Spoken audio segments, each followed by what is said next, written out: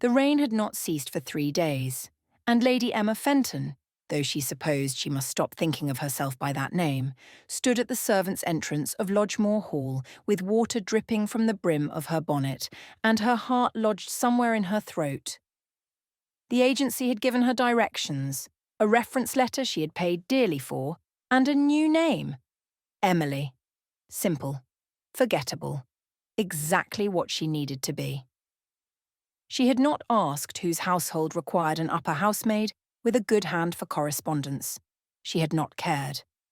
The position offered room, board, and anonymity, 3 things that had become more precious to her than the silk gowns now sold to pay her father's creditors, more valuable than the townhouse seized by men with cold eyes and legal documents, more essential than the name she had carried for 23 years. Fenton. The word tasted like ash now, like shame. Her mother had been dead for 7 years, taken by a fever that had swept through London with indiscriminate cruelty. Her father, charming, feckless, eternally optimistic Baron Fenton, had responded to grief the way he responded to everything, by gambling more, investing more recklessly, chasing ever more improbable schemes to restore the fortune his own excesses had depleted. And when the final reckoning came, when the creditors descended like crows on carrion, he had simply vanished. Fled to the continent, some whispered. Drowned himself in the Thames, others suggested. Emma did not know which was true. She was not certain she cared anymore. What she knew was this: she had woken one morning to find the bailiffs at the door and her father's study empty. His farewell note, 3 inadequate lines of apology, the only evidence that he had ever loved her at all. The door opened, and a woman with steel-grey hair and a starched apron examined her with the efficient assessment of one who had spent decades sorting wheat from chaff. "You'll be the new girl, then. Emily, is it?" "Yes, ma'am." Her voice emerged steadier than she felt. 6 months of practice had taught her to swallow the cultured vowels, to flatten her speech into something unremarkable. 6 months of scrubbing floors in a boarding house, of mending her own stockings by candlelight, of learning that pride was a luxury the desperate could not afford. "Mrs. Blackwood, I'm the housekeeper here." The woman stepped aside, allowing Emily, she must remember Emily, into a corridor that smelled of beeswax and coal smoke. "His Grace runs a proper household. You'll find no tolerance for laziness or loose behaviour. Do your work well, keep your head down, and we'll have no trouble." His Grace. A duke, then. Emma felt a flutter of something that might have been alarm, but she pushed it down. What did it matter? She would be invisible here, one more servant in a great house, unremarkable and unremembered. That was the plan. That was survival. Mrs. Blackwood led her through the servants' passages, narrow corridors that ran parallel to the grand halls like veins beside arteries, explaining duties and schedules in a voice that brooked no questions. Emma absorbed it all. The library to be dusted each morning, the correspondence to be sorted for the secretary, the particular way the master preferred his study arranged. She would assist with household accounts when needed, Mrs. Blackwood explained, as His Grace had dismissed the previous girl for illegible penmanship. "You can write a fair hand?" The housekeeper's eyes narrowed. "Yes, ma'am, I was taught." Emma caught herself. Taught by a governess who had been dismissed when the money ran out. Taught to write invitations for balls she would never attend again. "I was taught well enough." "We shall see." Mrs. Blackwood stopped before a narrow staircase. "Your room is on the 3rd floor, shared with Mary, who does the upstairs chambers. You'll begin tomorrow at 5. Don't be late." The room was small, cold, and perfect. A narrow bed, a washstand, a hook for her cloak. The window looked out over the kitchen gardens, where even in the rain Emma could see the ordered rows of herbs and vegetables that spoke of prosperity and permanence. Once she had barely noticed such things. Now she understood their value. Mary was a ruddy-faced girl of perhaps 16, who chatted nervously about the other servants, the cook's temper, and His Grace's recent return from London. Emily, listened with half an ear while unpacking her single bag, her mind already calculating how long she might remain here before someone looked too closely, asked too many questions, recognised the shape of her face from some half-remembered society portrait. "Have you seen him yet?" Mary asked, her voice dropping to a whisper. "The Duke? No. He's ever so handsome. Cold, though. Never smiles. Cook says he was different when he was younger before his father died, but I wouldn't know about that." Mary leaned closer, her eyes bright with the pleasure of sharing secrets. "They say he's looking for a wife. There's a lady staying, Lady Portia Blackwood. No relation to Mrs. Blackwood, mind. She's quality. Come to visit with her cousin. And everyone thinks she'll be the next duchess." Emma made an appropriate noise of interest while her fingers found the small portrait she had hidden in her bag's false bottom. Her mother's face looked up at her, painted in miniature, the only thing the creditors had not taken, because she had sewn it into her petticoat before they came.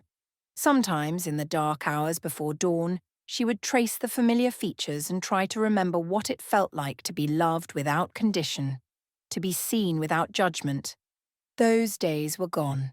She tucked the portrait away and prepared for her first night in Lodgemoor Hall, unaware that 3 floors below, in a study lined with books and shadows, the Duke of Lodgemoor sat motionless before a fire that had burned to embers, his hands gripping. The arms of his chair with enough force to whiten his knuckles. He had seen her, standing in the entrance hall, water dripping from her plain bonnet, her eyes cast down in the manner of a servant, but he would have known her anywhere. Had dreamed of her face for 15 years, had searched for her when he came into his title, only to find that Baron Fenton had fled his creditors and his daughter had vanished into the anonymous masses of England's dispossessed gentry. Emma. He had not spoken her name aloud in years, but it echoed now through the chambers of his mind like a bell struck in an empty church.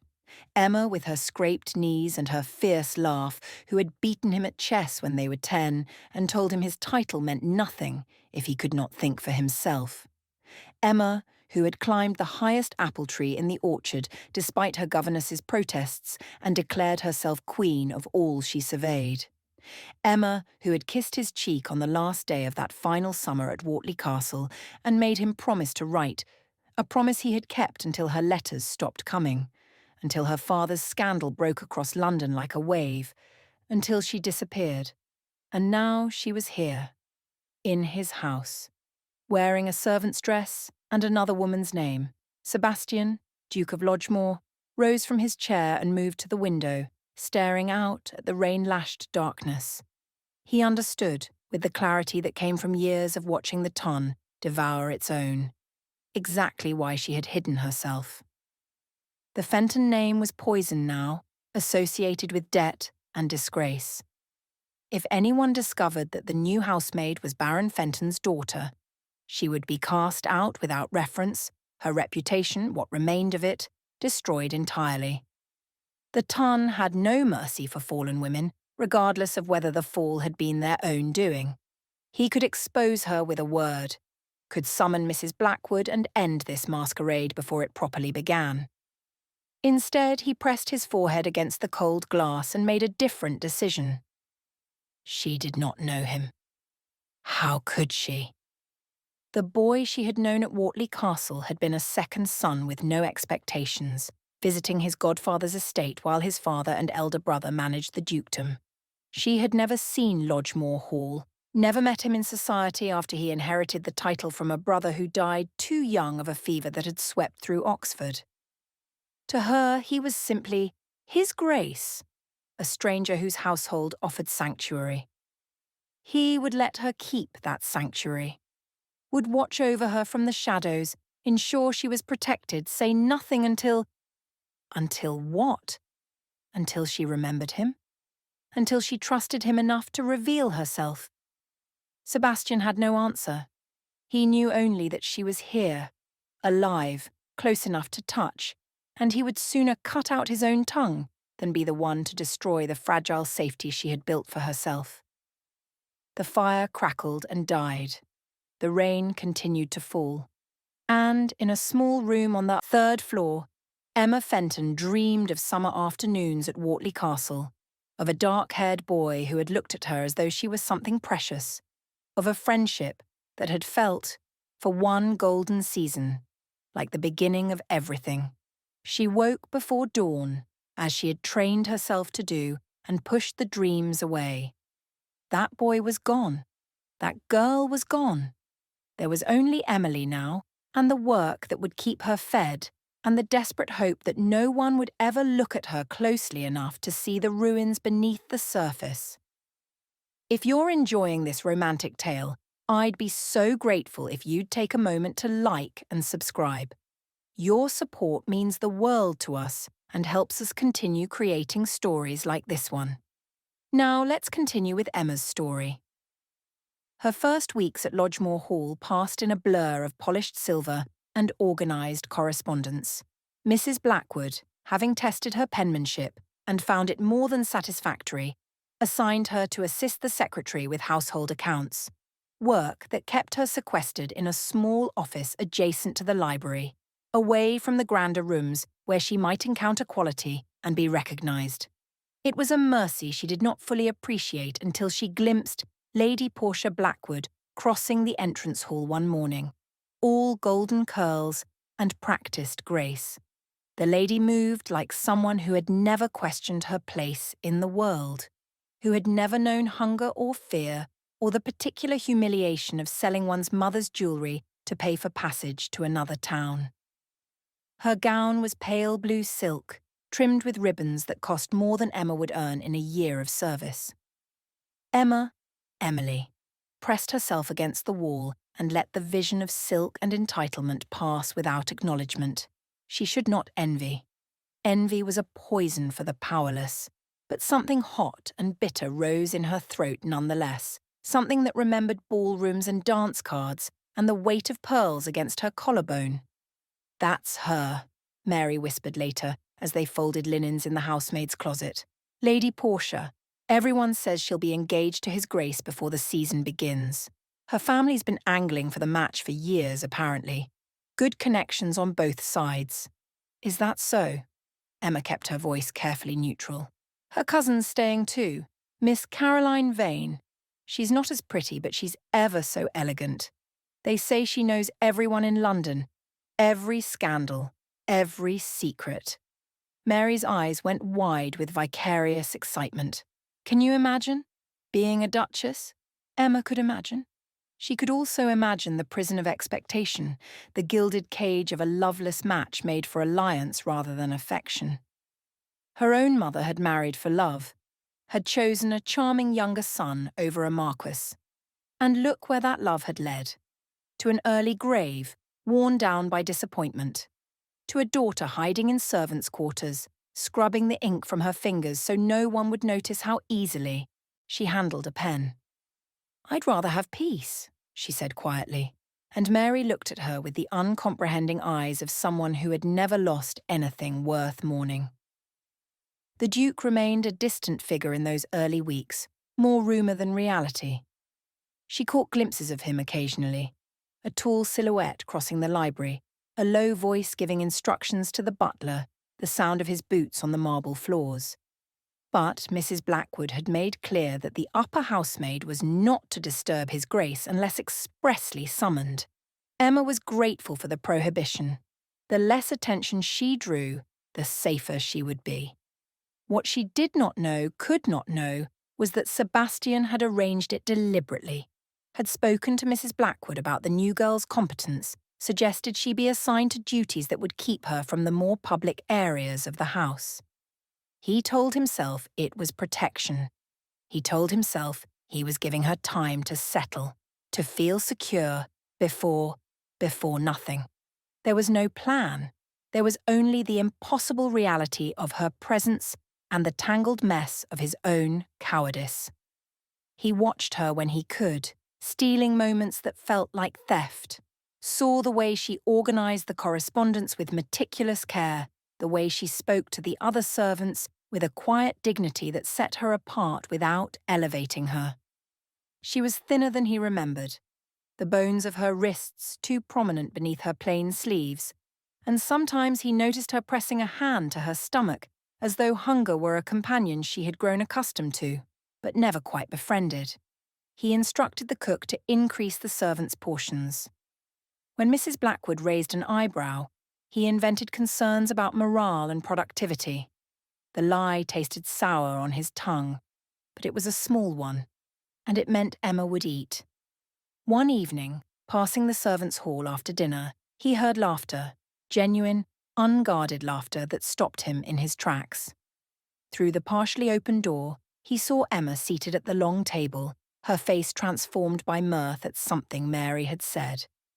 For a moment she looked exactly as she had at Wartley Castle, all those years ago, young and bright and gloriously unbroken. The ache in his chest was so fierce he had to turn away before anyone noticed him standing there, a duke lurking in the shadows like a lovesick fool. He had loved her for so long that he could no longer remember what it felt like not to love her. It had begun at Wartley Castle, that summer when he was 12 and she was 10, when his godfather's estate had seemed like a kingdom unto itself, and Emma Fenton had been its undisputed queen. She had organised the servants' children into elaborate games, commanding them with the easy authority of someone born to lead. She had challenged Sebastian to races he always lost and chess matches he sometimes won. She had sat beside him in the library on rainy afternoons, reading aloud from adventure novels while he sketched her profile in the margins of his notebook. He had kept those sketches. They were locked in a drawer in his study, yellowed with age, the pencil lines faded but still recognisable. Sometimes, in the years when he had searched for her and found only rumours and dead ends, he had taken them out and traced the remembered lines of her face, wondering where she was, whether she was safe, whether she ever thought of him at all. Now she was here, and he was paralysed by the very proximity he had longed for. Every glimpse of her felt like a gift and a torment. He memorised the way she moved through the corridors, efficient and graceful. He noticed when she looked tired, when she seemed troubled, when she allowed herself a moment of stillness before resuming her endless work. He wanted to go to her, to tell her everything, to beg her to let him take care of her as he had always wanted to. But he could not. Not yet. Not until he understood whether she could ever see him as anything other than the Duke of Lodgemoor. A stranger, an employer, a symbol of everything she had lost. Lady Portia, meanwhile, had begun her campaign in earnest. She appeared at breakfast with artful ringlets, at dinner with strategically displayed décolletage, in the drawing-room with accomplishments that had been polished to a high shine. She played the pianoforte adequately, painted watercolours with fashionable mediocrity, and laughed at Sebastian's rare attempts at humour with an enthusiasm that bordered on the theatrical. "Your Grace is too amusing," she declared one evening, her gloved hand brushing his arm with calculated frequency. "I cannot imagine why anyone would call you cold." "Perhaps because I am," Sebastian replied, and watched her smile falter before she reconstructed it into something more determined. Her cousin, Miss Caroline Vane, watched these exchanges with sharper eyes. Where Portia was all golden softness, Caroline possessed the angular features and assessing gaze of a hawk. She spoke less, observed more, and Sebastian found himself instinctively wary of her attention. There was a predatory quality to her interest that reminded him of the worst gossips of the ton, those who collected secrets like currency and spent them without mercy. It was Caroline who first noticed the housemaid. The encounter happened in the library 3 weeks after Emma's arrival. She had come to retrieve a ledger Mr. Thorne, the secretary, required for the quarterly accounts, believing the room to be empty at this hour. Instead, she found Miss Caroline Vane standing before the shelves, her head tilted in examination of the spines. "Oh!" Emma bobbed a curtsy, her heart beginning a slow, warning percussion. "Forgive me, miss. I did not know the room was occupied." Caroline turned, and something flickered in her expression, a flash of recognition that made Emma's blood run cold. "No need to apologise. You're the new housemaid, aren't you? Emily?" "Yes, miss." "How curious." Caroline's eyes travelled over her face with an intensity that felt like violation, lingering on her cheekbones, her brow, the particular set of her jaw. "You remind me of someone. Have we met before?" The lie came easily, born of months of practice. "I don't believe so, miss. I've never been to London." Caroline's smile did not reach her eyes. "Strange. I could have sworn. But then, all you servants tend to look alike after a while. The same drab clothes, the same downcast eyes." She waved a dismissive hand, but her gaze remained fixed, calculating. "Fetch what you came for and go." Emma retrieved the ledger with trembling fingers, forcing herself to move slowly, to betray nothing. She could feel Caroline's gaze on her back as she left, sharp as a knife's edge, and she did not breathe properly until she had reached the safety of the servants' corridor. It meant nothing, she told herself. A passing resemblance. People saw what they expected to see, and Miss Caroline Vane expected to see a housemaid, not the daughter of a ruined baron. But the encounter left her shaken, and that night she lay awake in her narrow bed, listening to Mary's soft snoring and wondering how long her luck could hold. Sebastian learned of the exchange from the butler, who mentioned in passing that Miss Vane had been asking questions about the new housemaid's background. Where had she worked before? Who had provided her reference? The questions were innocuous enough on the surface, but they sent a spike of alarm through Sebastian's chest. He made inquiries of his own, dispatching discreet letters to contacts in London. Caroline Vane, he discovered, had been a fixture of London society for the past 5 years. One of those sharp-tongued spinsters who compensated for diminished marriage prospects with an encyclopedic knowledge of everyone else's secrets. She collected gossip like others collected china, trading in information with the ruthlessness of a merchant. And she had been present at more than one gathering where Baron Fenton's downfall had been the topic of salacious discussion. If she recognised Emma, she would not keep the knowledge to herself. She would use it, for entertainment, for advantage, for the simple pleasure of destruction that seemed to motivate so many of her kind. Sebastian considered sending her away, fabricating some urgent need that would require Portia and her cousin to return to London immediately. But such an action would raise questions, damage his carefully maintained reputation for dispassionate rationality, and possibly direct more attention toward the very person he wished to protect. Instead, he did something unprecedented. He sought Emma out. She was in the small office adjacent to the library, head bent over a column of figures, when he appeared in the doorway. The late afternoon light caught the strands of copper in her brown hair, and for a moment he was transported back 15 years to a girl who had sat cross-legged in the grass and explained why his father's obsession with rank and bloodline was nonsense. She looked up at his entrance, startled, and scrambled to her feet with a curtsy that struck him as both proper and heartbreaking. "Your Grace." Her voice was steady, but he saw the way her fingers clenched against her skirt. "I did not expect. Is something wrong with the accounts?" "No." He stepped into the room, closing the door partially behind him, enough for propriety but enough to ensure they would not be overheard. "I wanted to speak with you about your duties." Her face was a mask of careful neutrality, but her eyes, those eyes he remembered laughing in summer sunlight, betrayed a flicker of fear. "Have I done something to displease your Grace?" "Not at all, quite the opposite." He was acutely aware of his own voice, too formal, too distant. The boy who had once raced her through the meadows of Wartley Castle would have known what to say. The Duke of Lodgemoor was a stranger to intimacy. "Mrs. Blackwood speaks highly of your work. I wished to ensure you were comfortable here."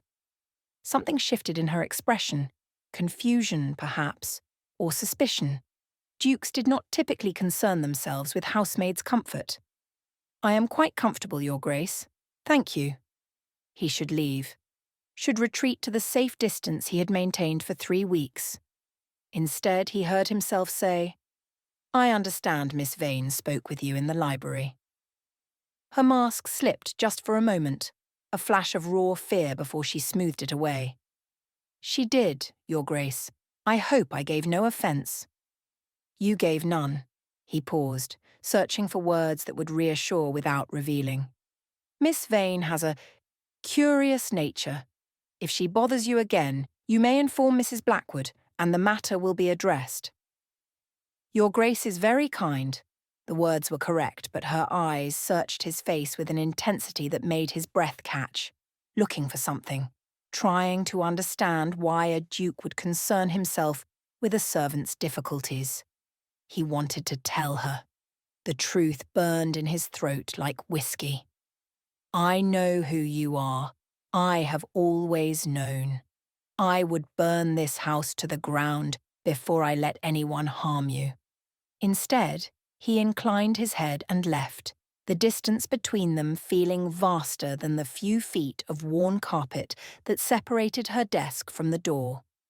Emma stood motionless for a long time after he departed, her heart racing with something more complex than fear. There had been something in his eyes, something almost like recognition, though that was impossible. The Duke of Lodgemoor had never met her before. He could not know who she was.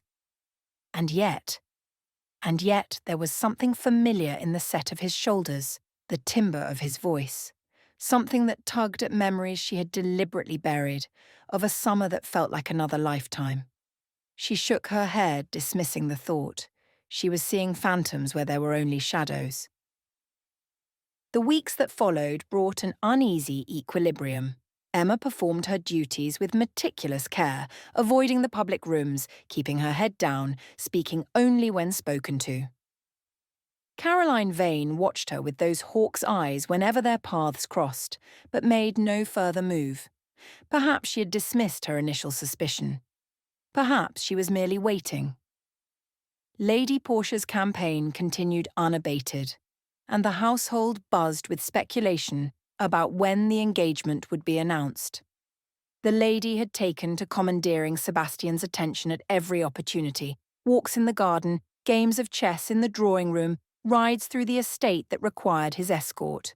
He submitted to these attentions with the resigned patience of a man fulfilling an obligation, and Portia seemed to mistake his compliance for encouragement.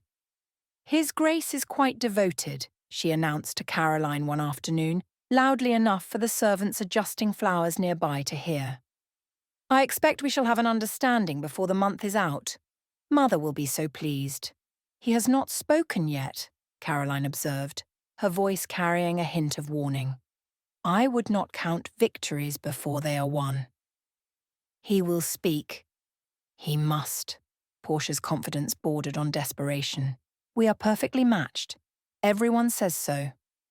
Emma, who had been arranging correspondence in the adjacent room, felt something twist in her chest that she refused to examine. It was none of her concern whom the Duke married. He was her employer, nothing more. The strange attention he had shown her was merely an aberration, a momentary kindness that meant nothing.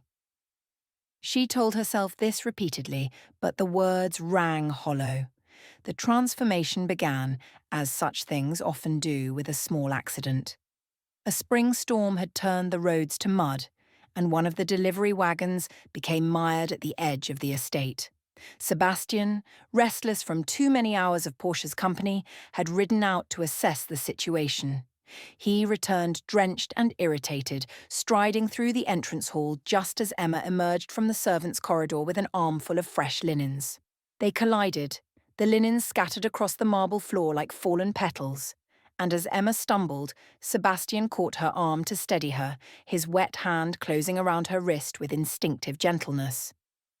Forgive me, they both said, at precisely the same moment, and then stopped. Emma looked up into his face, closer than she had ever been, close enough to see the rain clinging to his dark hair, the intensity of his grey eyes, the faint scar above his left brow that she had never noticed before. And felt the world shift beneath her feet. She knew those eyes, knew the shape of that scar. The memory surfaced unbidden. A summer afternoon, a dare, a boy climbing too high in an apple tree and falling, cutting his forehead on a branch.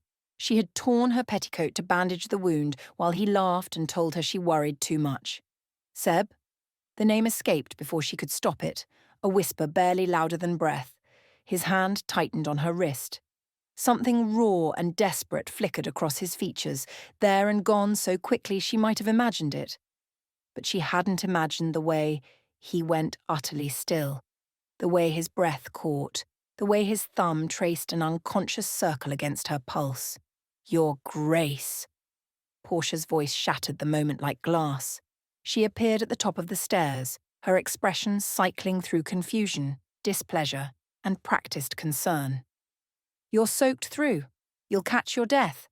Come, let me have your valet sent for. Sebastian released Emma's wrist as though burned. That won't be necessary, Lady Portia. His voice had returned to its usual cool register, but Emma saw the way his hand trembled slightly as he stepped back. The girl simply lost her footing. No harm done. The girl. The dismissal should have stung, but Emma understood it for what it was. Protection, disguise, the maintenance of a fiction that had suddenly become far more complicated. She gathered the scattered linens with numb fingers, murmured an apology, and fled to the servants' corridor before the tears burning behind her eyes could fall. Seb. Sebastian. The boy from Wartley Castle had grown into the Duke of Lodgemoor, and he had known, must have known from the moment she arrived, exactly who she was. The realization crashed over her in waves. His strange concern for her welfare, his warning about Caroline Vane, the way he had looked at her that first day in his study, as though seeing a ghost. He had kept her secret, had let her maintain the fiction of Emily the housemaid, had protected her without ever revealing that protection. But why? She pressed her back against the cold stone of the corridor and tried to breathe through the tightness in her chest. He could have exposed her at any time, could have turned her out, or worse, kept her as some kind of charity case, an object of pity to be displayed for his own aggrandizement. Instead, he had said nothing, done nothing, treated her with a distant courtesy that now felt less like indifference and more like restraint. What did he want from her? What did she want from him? The questions circled like ravens as she returned to her duties, moving through the rest of the day in a fog of confusion. She did not see Sebastian again. He had retreated to his rooms or perhaps escaped on another ride, but she felt his presence everywhere now, a weight in the air, a prickling awareness at the back of her neck. That night, she dreamed of Wartley Castle again. But this time the dream was different. This time, when the boy reached for her hand, she took it. And they walked together through gardens that seemed to stretch on forever. And she woke with tears on her cheeks and an ache in her chest that felt like hope. And that frightened her more than anything. The days that followed were an exercise in avoidance and awareness. She found herself listening for his footsteps, her heart racing whenever she heard a door open or close. She caught herself staring at the entrance to the servants' corridor, wondering if he might appear. She told herself it was fear. Fear of exposure, fear of what he might do with the power he held over her. But in the quiet moments before sleep, she admitted the truth. She wanted to see him, wanted to look into his eyes and find the boy she had loved, still looking back at her. Sebastian was no better. He had always prided himself on his self-control, on the careful management of emotion that had served him well in politics and business. But Emma Fenton had always been his exception, the one person who could reduce him to uncertainty and longing. Knowing she was in his house, that she had spoken his childhood name with something like recognition, had shattered what remained of his composure. He took long rides across the estate, exhausting himself and his horse in equal measure.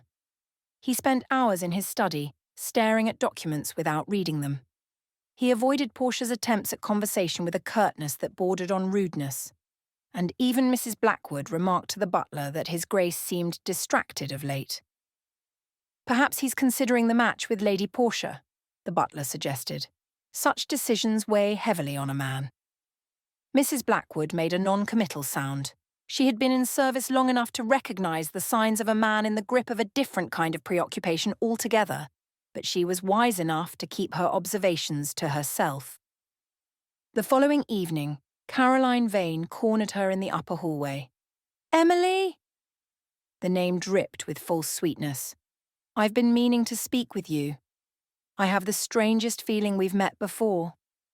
Emma's heart hammered, but she kept her face blank. "I don't believe so, miss." "No?" Caroline tilted her head, studying her like a specimen beneath glass. "It came to me last night, actually. There was a ball, 3 years ago. The Hartington ball. I remember seeing a young woman with your exact colouring. Brown hair, hazel eyes, that particular shape of chin. She was quite the sensation that season. Everyone said Baron Fenton's daughter would make a brilliant match." Caroline smiled, and the expression held no warmth. "But then, of course, came the scandal, and the girl simply vanished." Emma's blood turned to ice. "I'm sure I don't know what you mean, miss." "I'm sure you do." Caroline stepped closer, close enough that Emma could smell her perfume, something expensive and cloying. "It will come to me eventually. I never forget a face, and when it does—" She let the threat hang in the air. "Run along now, but do be careful, won't you? Servants who catch the wrong sort of attention have a way of disappearing." The threat was unmistakable. Caroline suspected, perhaps even knew, and she was waiting for the opportune moment to strike, perhaps when it would cause the most damage, perhaps when it would best serve her cousin's interests. Emma walked to her room with measured steps, her mind racing. She should leave. Pack her single bag, slip out before dawn, find another position in another county where no one would know her face or her history. It was the sensible course, the safe course. But as she sat on the edge of her narrow bed, watching the candle flame flicker against the darkness, she found she could not make herself move. Not because of safety or security or the fear of starting over. Because of Seb. Because the boy she had loved, and she had loved him, she realised now, with the pure, uncomplicated devotion of childhood, had become a man who had known her at a glance and chosen to protect her rather than expose her. And that knowledge, that impossible kindness, had cracked something open in her chest that she had thought sealed forever. She could not leave without knowing why. She could not leave without understanding what those stolen glances meant, what that moment in the hallway had signified, whether the Seb she remembered still existed somewhere inside the cold Duke of Lodgemoor. It was foolish. It was dangerous. It was possibly the most reckless decision she had made since the day she walked away from everything she knew with nothing but the clothes on her back and her mother's portrait sewn into her petticoat. But she stayed. The confrontation came 3 days later, on an afternoon when spring sunlight streamed through the library windows and the air smelled of lilacs from the garden. Emma had been summoned by Mr. Thorne to deliver quarterly reports to his Grace's study, a task that should have been routine, that she should have been able to complete with professional detachment. Instead, she found Sebastian alone, standing at the window with his back to the door, and the sight of him stole the breath from her lungs. He was silhouetted against the afternoon light, tall and broad-shouldered, and for a moment she could see both the man he had become and the boy he had been, layered like paintings on a canvas. "Your Grace." Her voice emerged steadier than she felt. "The quarterly reports." He turned. In the afternoon light, the sharp planes of his face softened, and she could see the ghost of the boy he had been. The wide smile, the mischievous eyes, the gentleness that had made her feel for one golden summer like the most important person in the world. Emma. Her true name on his lips felt like a caress. How long are we going to pretend? She set the reports on his desk, her hands trembling. I don't know what your grace means. Yes, you do. He crossed the room in 3 strides, stopping close enough that she could see the pulse beating in his throat. You called me by my name. In the hallway, you remembered. A slip of the tongue. The lie tasted bitter. I knew a boy named Sebastian once, a lifetime ago. At Wartley Castle. His voice dropped, rough with something that might have been pain. You knew him at Wartley Castle and he was me, and I have thought of you every day for 15 years. The confession hung between them, vast and terrible and impossibly tender. Emma felt her careful walls begin to crumble, felt the tears she had forbidden herself finally threatening to fall. Why didn't you say anything? The words emerged as a whisper. When I arrived, you knew who I was. You could have... What? Exposed you. Humiliated you. His laugh held no humour. You were so careful, so determined to disappear. I wouldn't take that from you. You had lost everything, Emma. Your home, your name, your place in the world. I would not be the one to take the last thing you had, your dignity. You let me serve in your household. Something hot and ashamed rose in her throat. You let me scrub and curtsy and call you your grace while you knew. What would you have had me do? His composure cracked, revealing the rawness beneath. Announce to the world that Lady Emma Fenton was hiding in my kitchens? Give Caroline Vane ammunition to destroy you completely? He stepped closer, close enough that she could feel the heat of him, the barely restrained emotion radiating from every line of his body. I was protecting you. It was all I could do. The only way I could... He stopped, drew a ragged breath, and then, so quietly, she almost didn't hear. The only way I could keep you close. The silence stretched between them, filled with 15 years of absence and longing, and the impossible weight of everything unspoken. Seb.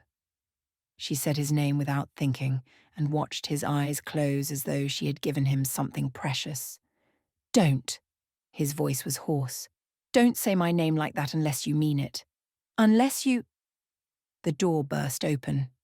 Lady Portia swept in with the triumphant certainty of a woman who had finally uncovered the source of a persistent irritation. Behind her, Caroline Vane wore the satisfied smile of a cat who had cornered its prey. They must have been listening at the door, Emma realised with sick certainty. They must have heard everything. Well, Portia's voice could have frozen fire. Caroline was right. There is something most irregular about your housemaid, Your Grace. Or, should I say... She paused for dramatic effect. Lady Emma Fenton, daughter of the notorious Baron Fenton, who fled his creditors and left his child to the charity of strangers. Emma felt the blood drain from her face. Beside her, Sebastian went dangerously still. I knew I recognised her, Caroline added, her eyes bright with malicious pleasure. The Fenton girl was quite the talk of London before she vanished. Such a fall from grace, and now here she is scrubbing floors for the man she used to consider her equal. Her laugh was like breaking glass. How delicious. I imagine the broadsheets would pay handsomely for this story. Get out. Sebastian's voice cut through the room like a blade. Portia blinked. I beg your pardon? I said get out. He moved to stand between Emma and her accusers, his shoulders rigid with fury. Both of you, leave this room, leave this house. Your things will be packed and sent after you. You cannot be serious, Portia's composure finally cracked. You would throw us out over a disgraced housemaid? Think of what people will say. Think of your position, your reputation. I don't give a damn what people will say.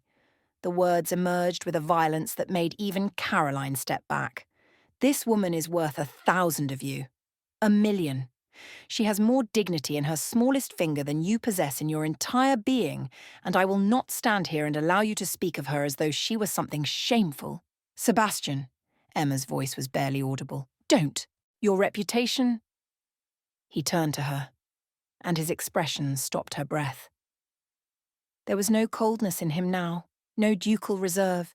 There was only naked, terrible devotion, the look of a man laying himself bare before the only person whose judgment mattered. My reputation, he said quietly, means nothing without you. I have loved you since we were children. I loved you when you beat me at chess and told me my title was worthless. I loved you when your letters stopped coming and I couldn't find you. I loved you when you walked through my door wearing another woman's name, and I have loved you every moment since. His voice broke. If protecting you costs me everything, my standing, my name, the good opinion of every person in England, then let it cost me. Let them all damn me. I don't care. I have never cared about anything except you. The room had gone absolutely silent. Portia and Caroline stood frozen, their cruel satisfaction curdling into something more complex. Shock, perhaps, or the dawning realization that they had miscalculated badly. They had expected the Duke to be grateful for the exposure, to cast off the disgraced servant and return to his pursuit of a proper match. They had not expected this. You're mad, Portia whispered. You would ruin yourself for a servant. She is not a servant. Sebastian's voice was iron. She is Lady Emma Fenton, and she will be my wife, if she will have me. Now get out of my house before I have the footman remove you bodily. They left. Emma heard their retreating footsteps, heard Portia's outraged protests, fading down the corridor, but the sounds seemed to come from very far away. She was looking at Sebastian, at Seb, her Seb, the boy she had loved before she knew what love was, and the world had narrowed to just the two of them and the impossible thing he had just declared. You can't marry me? Her voice shook. I'm ruined. My father's disgrace is not your disgrace. He reached for her hands and she let him take them. His fingers were warm against her cold ones, and she could feel him trembling. Emma, I don't care about your father. I don't care about what society will say. I care about you. Only you. Always you. But do you love me? The question was raw, undefended. If you don't, if you cannot, I will let you go. I will give you enough money to live comfortably wherever you choose, and I will never bother you again. But I cannot, his voice cracked, I cannot let you leave without knowing.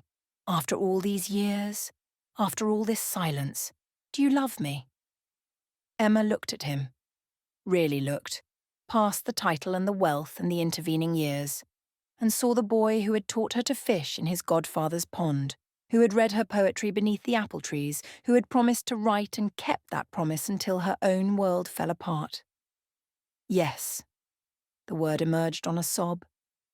I have always loved you.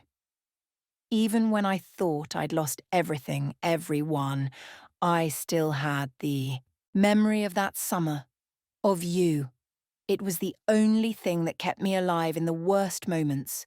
When I was hungry and cold and alone, I would close my eyes and remember Wartley Castle and you and what it felt like to be seen, to be wanted, to matter to someone.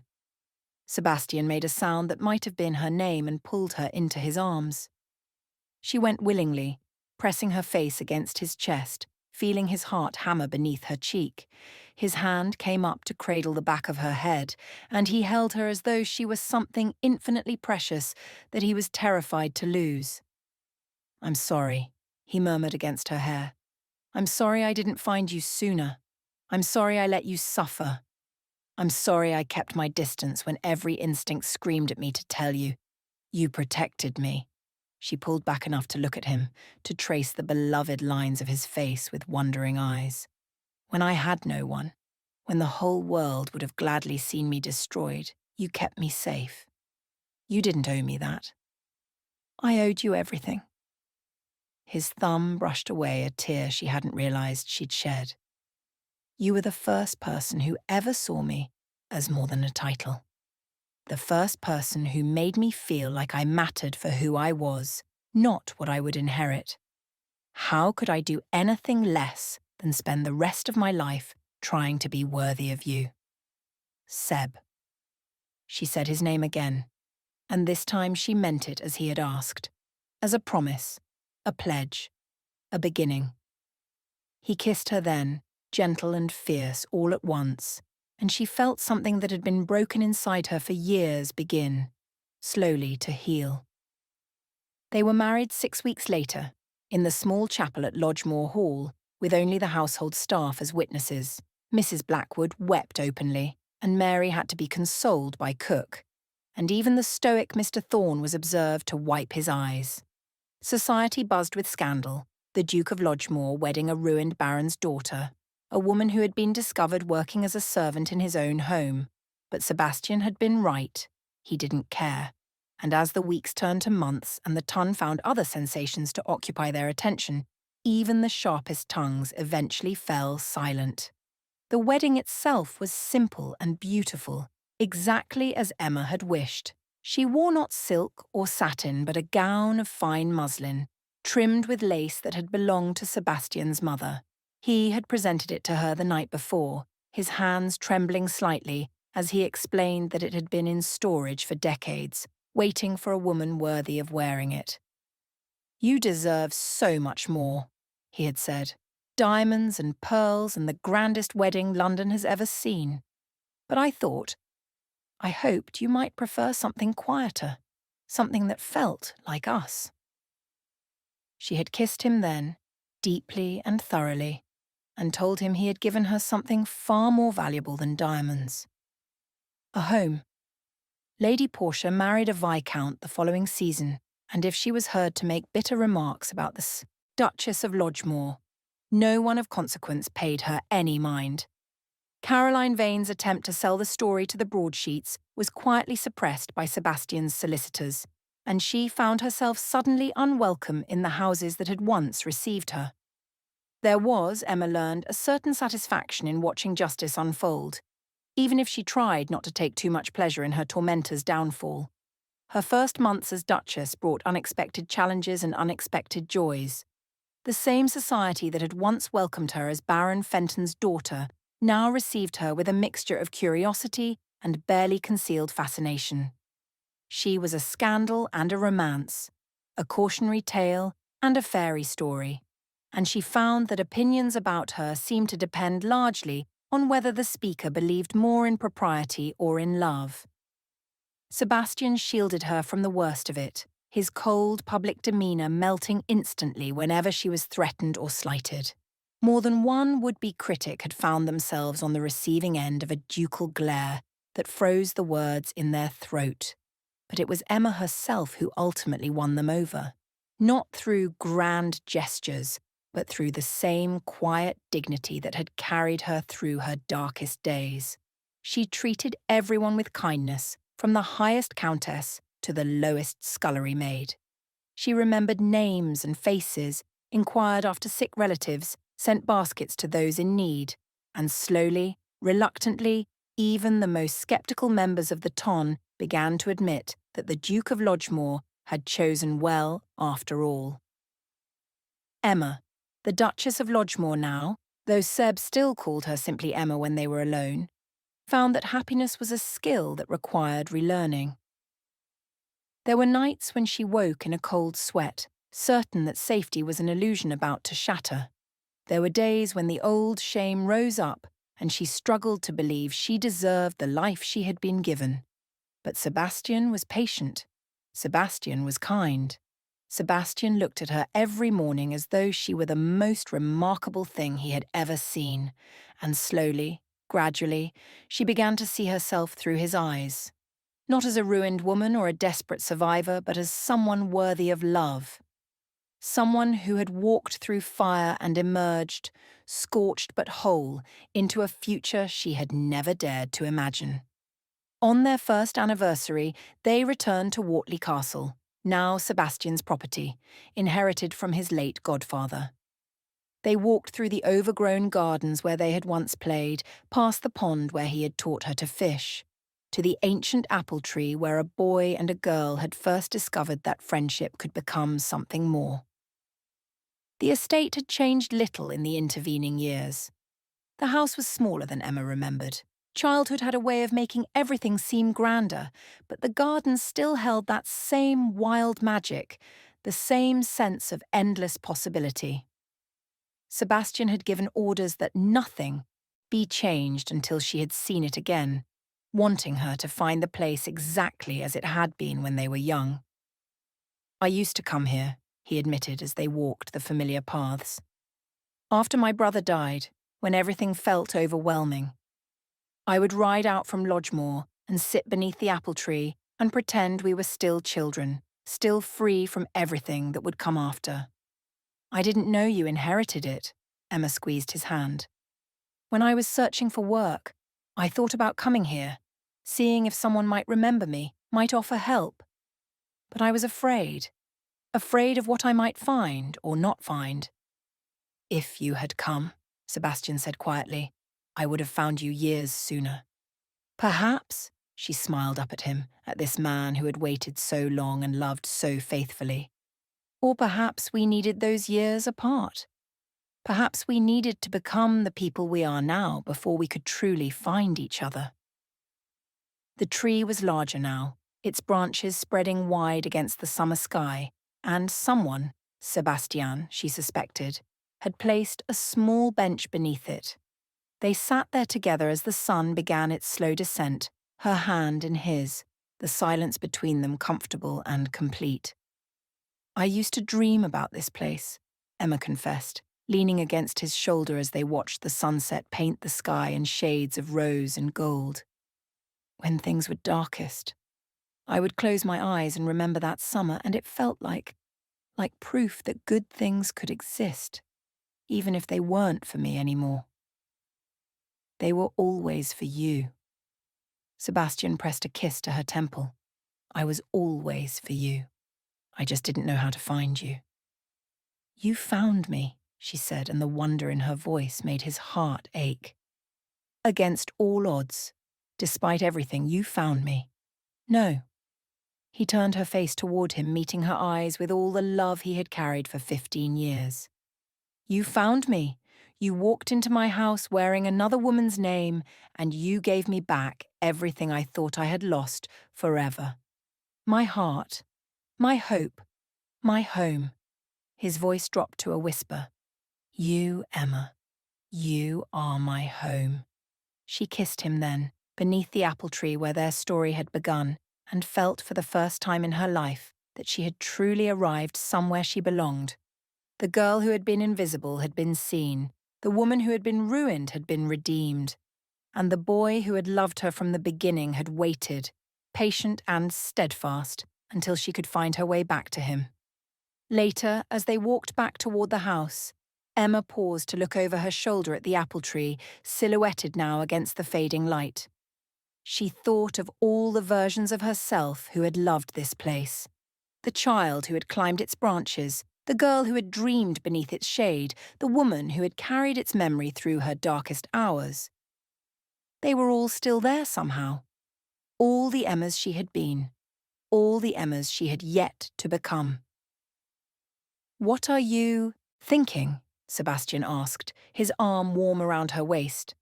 "That I'm grateful," she said, "for all of it, even the hard parts, because they led me here. They led me to you." He pulled her closer and pressed a kiss to her temple. "Then I'm grateful too, for the rain that drove you to my doorstep, for the courage that made you stay, for every moment of the past year, and every moment still to come." The sun set over Wartley Castle, and the girl who had disguised herself to escape her past stood in the arms of the boy who had recognized her at a glance, and they both understood that some loves are patient enough to wait a lifetime and strong enough to survive anything. Thank you so much for staying with us until the very end of Emma and Sebastian's story. Your support truly means everything to us at Courting Tales, and it's because of wonderful listeners like you that we're able to keep creating these romantic journeys. If this story touched your heart, I'd be so grateful if you'd leave a like, subscribe to our channel, and share this with someone who loves a beautiful love story. Until next time, may you find your own happily ever after.